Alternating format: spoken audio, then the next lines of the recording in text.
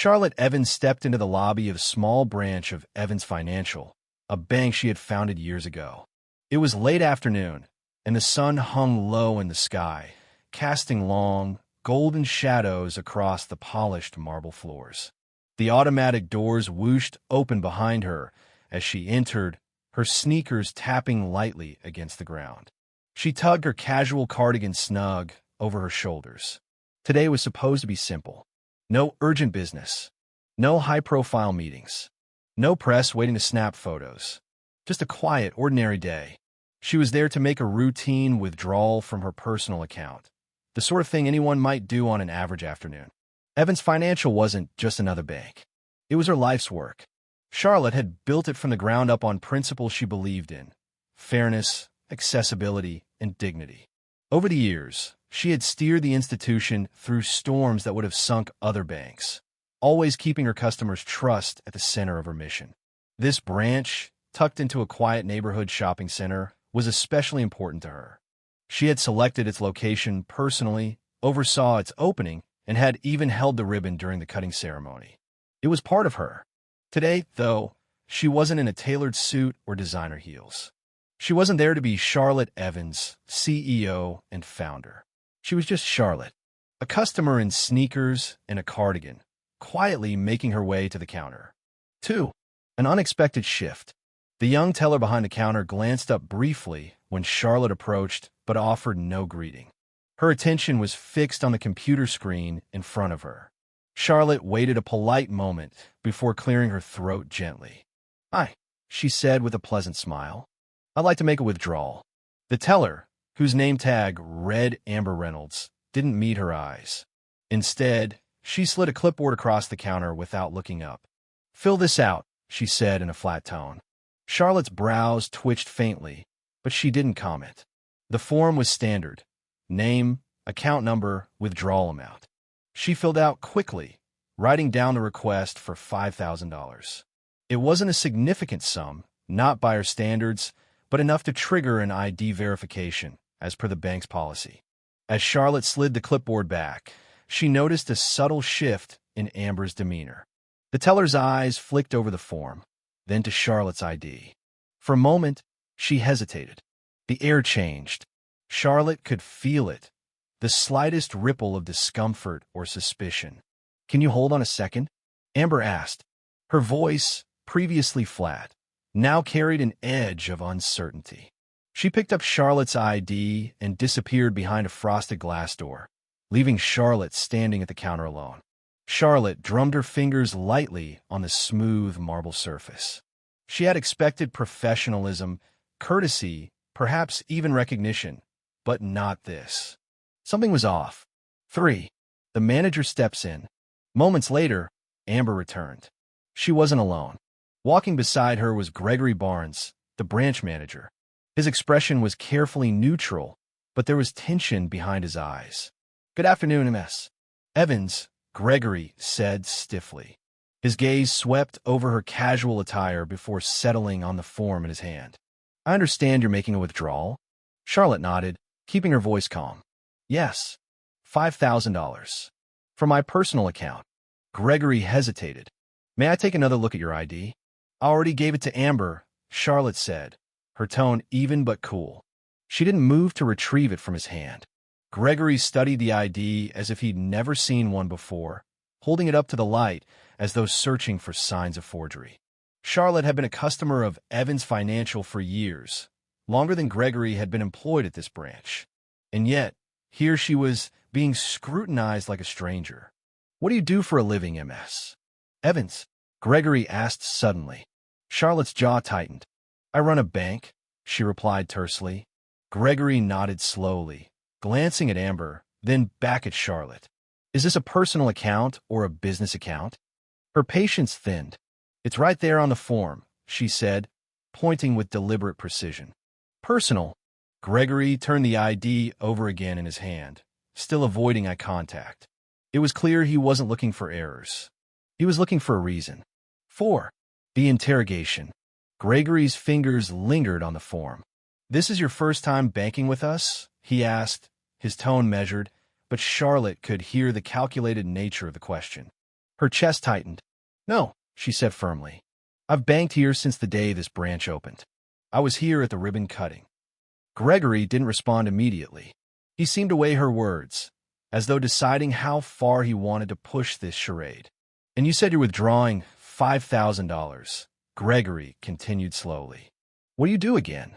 Charlotte could scarcely believe it. I run a bank, she said again, this time with a steel edge. Evans Financial. What kind of bank? He pressed. Charlotte exhaled sharply through her nose, fighting to keep her composure. This bank, she said, her voice flat. The one we're standing in. Silence stretched between them. 5. Testing her limits. Gregory didn't move.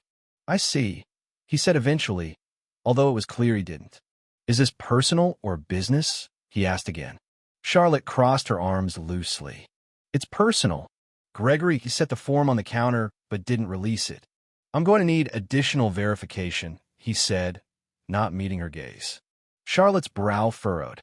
Additional verification, she repeated. I've provided ID, account details. What more do you need? He hesitated, then asked, what was the amount of your last deposit? Charlotte stared at him. That's not standard, she said, keeping her voice low but firm. You have the account details. Pull them up yourself.